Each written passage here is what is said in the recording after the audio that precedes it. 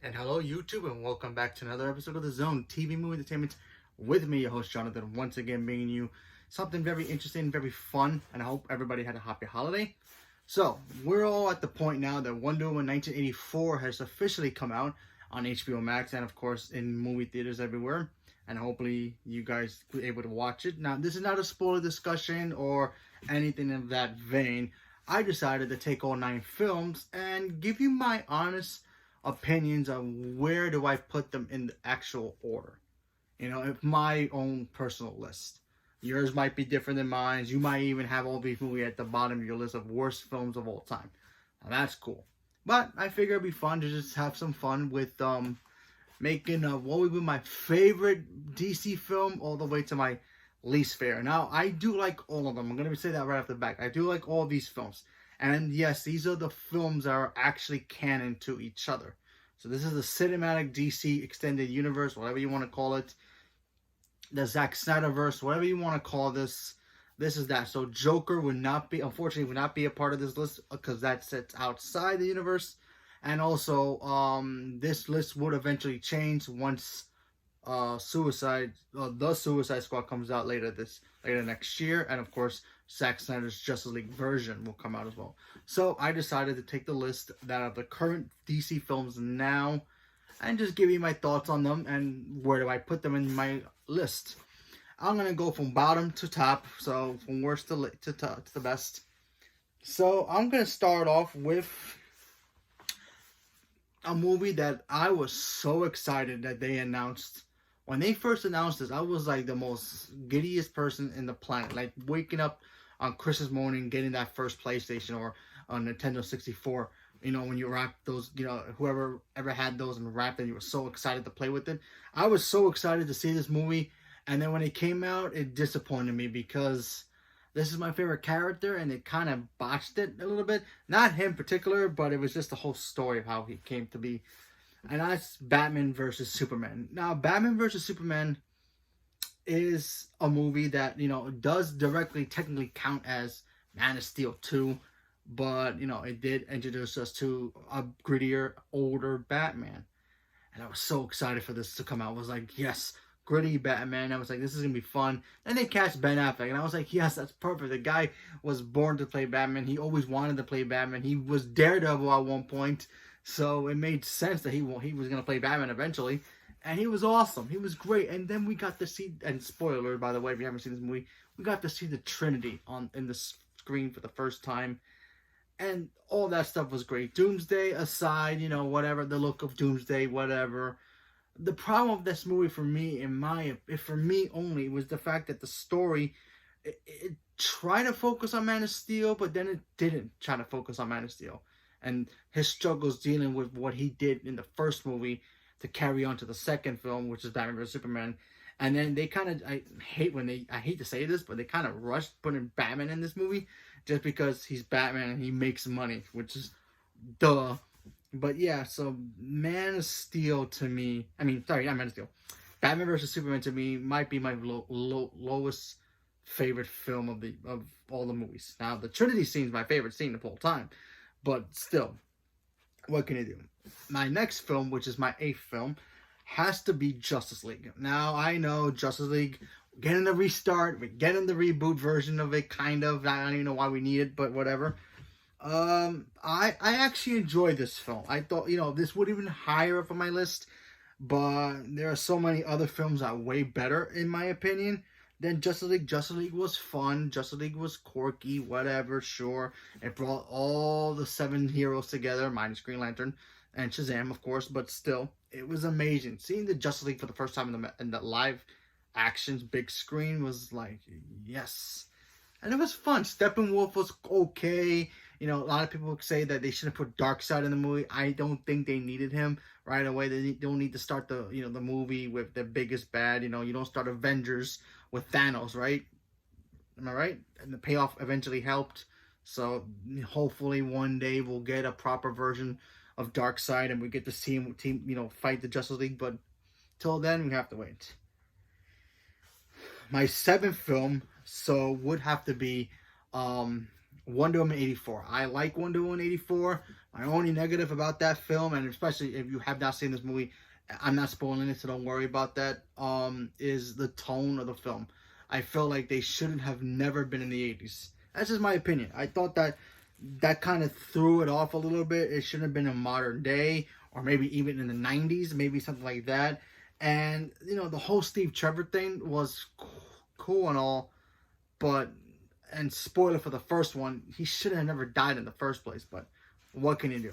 Maxwell Lord was cool. I liked him. He was great. Pedro Pascal did a good job with that. Kristen Wiig blew my mind. I didn't think she was going to do a really, really good job with this character, and she was like my favorite part of the whole movie. So there was that, and, you know, what we're going to do.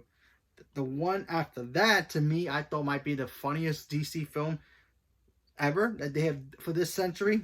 They have done is Shazam. I mean, a kid getting superpowers. What would he do if he had superpowers? And that's what Shazam was. Zachary Levi, I thought he did a really good job. The kid who plays Billy Batson did a phenomenal job. The villain was, you know, he was okay. But I thought Shazam was a lot of fun. I really enjoyed that film a lot. I like watching it. It's like one of those movies where you think, like, what would you do if you were a kid and then you had superpowers? What would you do? Like, what would be the first thing you do? Would you fly? Would you use super strength? Would you beat up the bully who's been beating you up for years?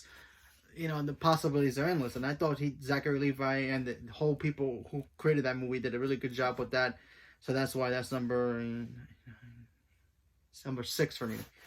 Number 5, now we're on the top 5, people, is Aquaman. They took something that was maybe very difficult to make, and they made a brilliant film. I enjoyed the heck out of Aquaman. First of all, Aquaman's a character that never got the praises that he deserves. You know, in the old Super Friends cartoon, even in Family Guy, they always make fun of Aquaman. They always say, the guy with fish powers, what can he do? You watch this movie, well, you're going to see what Aquaman can do. And how powerful he is. And why he's the king of the 7 seas. Yeah, Aquaman is awesome. And then that Jason Momoa to play Aquaman is just like, he's our Chris Hemsworth. We have Chris Hemsworth in the Thor, you know, role. We all love him in that role. This is our version of Thor. And it works. It just works. The underwater scenes were amazing. The story was cool. The action scenes were great. You know, I just can't wait to see another Aquaman movie. I want another Aquaman movie. I thought Aquaman worked so well. The whole thing, the way he talks to fish in the movie was great. They didn't make it cheesy or anything like that. And a little spoiler here, he rides a creature here. And, you know, you probably think, oh, that's just pathetic. Who does that? No, it's actually badass. And I thought that was amazing. Always wanted to see Aquaman, and we finally got an awesome version. At number 4... is the one that started it all. Well, not really all, but for the new modern stuff, Wonder Woman. Wonder Woman is a character that's been around for years. She's part of the Trinity. I love watching Wonder Woman. She's my second favorite female hero of all time, behind Supergirl. I just love Wonder Woman. I think she's amazing. She's hot. She's sexy. She's everything you want in a superhero, and she just kicks butt. The first one, seeing her in World War II, beating up people, she could probably beat up Captain America like in 5 minutes. That's how cool Wonder Woman is, okay? Woman is powerful. She is awesome, and I love Wonder Woman. Patty Jenkins did a great job with that first one. Chris Pine was amazing. She was great. You know, the whole backstory. That mascara looked beautiful. Oh, it was perfect. I enjoyed every minute of it. Now, we're getting up to the top 3. At number 3, you might think this is kind of crazy for me to put this here, but for me, this movie works in so many different ways for me. And that's Birds of Prey. And the Fantastic Painting of One Harley Quinn. I know, long title, but Birds of Prey. Why does Birds of Prey work for me? Well, a couple of reasons. One, it's a Harley Quinn film. Yes, I know. Wait, you have all the other heroes here. But yet, they transformed Harley Quinn from being the psychic to the Joker. We all love Harley Quinn in the cartoons. In the Harley Quinn TV show, you have not seen it, you got to check that out. But for me, what really worked was the way that they made her kind of an anti-hero and a hero and a villain at the same time. Yes, does she act like how she's supposed to act? Not all the time, but that's okay. But I think what Margot Robbie has done with this character is kind of like And to me personally, it's kind of like how what Robert Downey Jr. did with Iron Man. That's my opinion. That's how I see it, because she takes a character that's supposed to be hardcore, but also have moments where she's damaged, and you can tell that she's damaged because she's been in an abusive relationship with the clown prince of crime himself. And yes, the Joker's not in here. He doesn't need to be with Harley Quinn every 5 minutes, and they made it work. You can make this work with her, and it works. I'm telling you, if they ever make a rated R version of this with Margot Robbie, who knows what she can do with the character. I mean, yes, this movie was rated R, but it was kind of soft rated R. It was kind of weird that they did that. That was one of my negatives about this movie. The fact that, and also it was during the daytime, even though Gotham's supposed to be a nighttime thing. But go figure. I thought the cast was fun. Black Mask worked, in my opinion. The little girl, she was whatever. Who cares? But the other characters were great. Their backstories were great to see. Hopefully that can transition into other things. And yeah, is this really Birds of Prey, or is it really more of a Harley Quinn film? It's really more of a Harley Quinn film. And just to me personally, I just like that a lot. I just really enjoyed that movie a lot. That's just my opinion. You may feel differently, and that's awesome, but just to me, it works in so many different levels. And number 2 is the movie that gave us Harley Quinn for the first time ever in the big screen, and I geeked out when I first saw it on the big screen.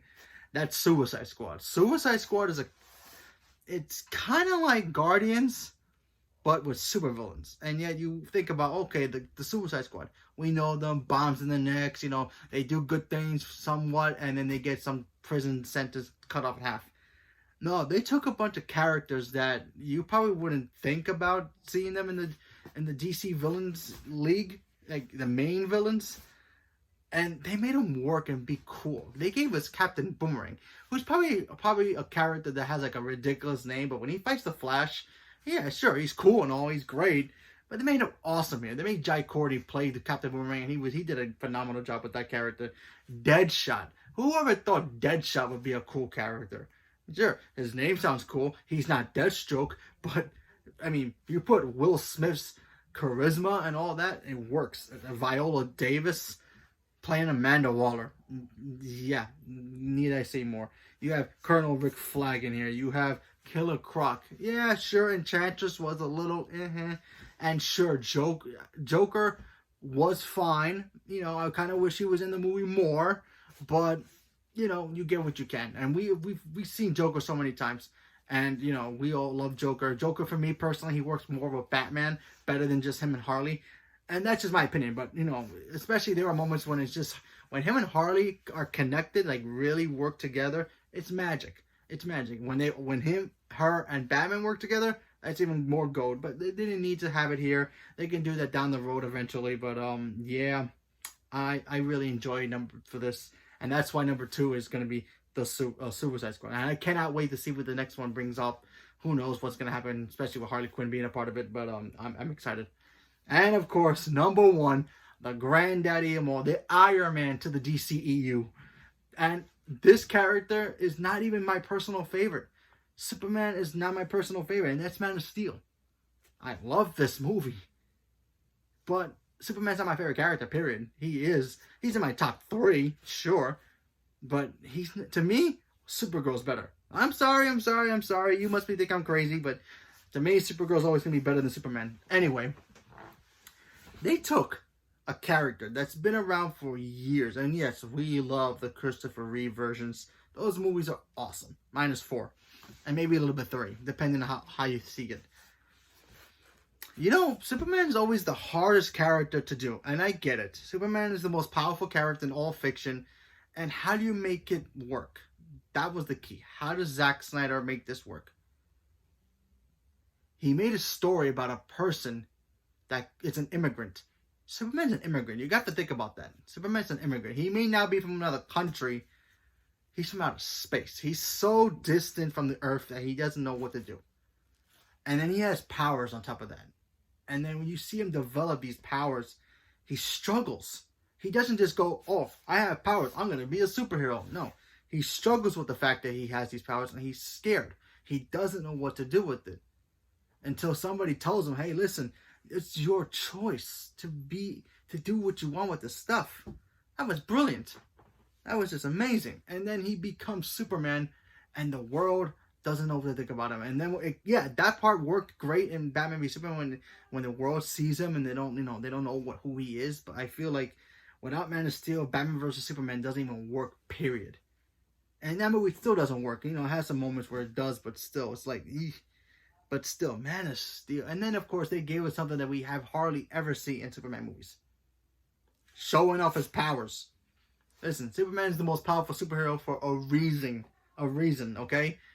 Show us his heat vision. Show us his super strength, super speed.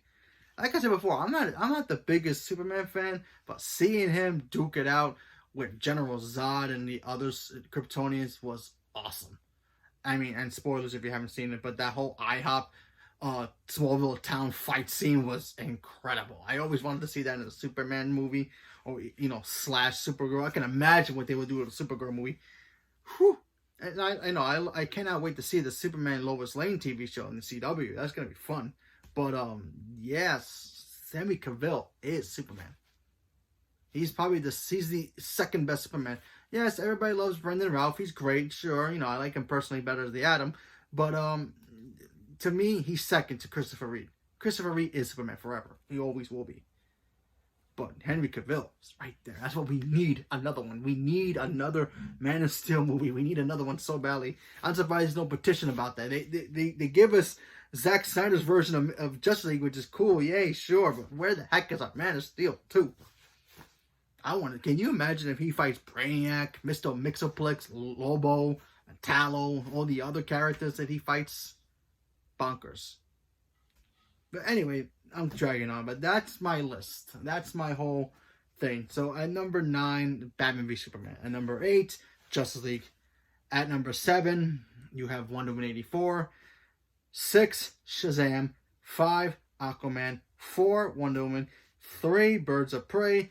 2, Suicide Squad. And number 1 is Man of Steel, which it should be everybody's number 1. But yours might be different. Who knows? And it'd be awesome. I want to hear your list. What's your favorite DC film? If you even have a favorite DC film. I do the Marvel one. It'd be too long. Trust me. Maybe I'll do a Marvel one in 2 parts. Who knows? But right now, just stick with the DC. And honestly, if I was going to put the Joker in this list, it probably would be number 2. But since it doesn't really count, I can't. But who knows where the Robert Pattinson's Batman's going to be in.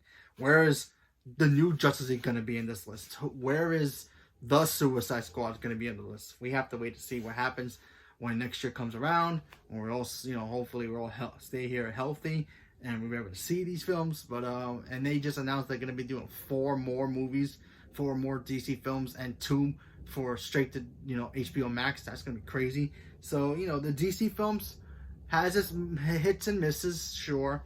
A lot of people don't like some of these movies, and that's fine. That's cool. But to me, these movies are fun. Not all of them are my favorites, but still, without them, we wouldn't have the DCEU. Especially Man of Steel. Man of Steel, like I said, Superman is not my top favorite superhero. I always switch him between him and Green Lantern, number 3, but number 1 always going to be Batman. Number 2 is usually Wonder Woman or Supergirl, depending on which mood I'm in, and then 3 is Superman, or Green Lantern. But oh my god, I can't wait to make Green Lantern, seriously.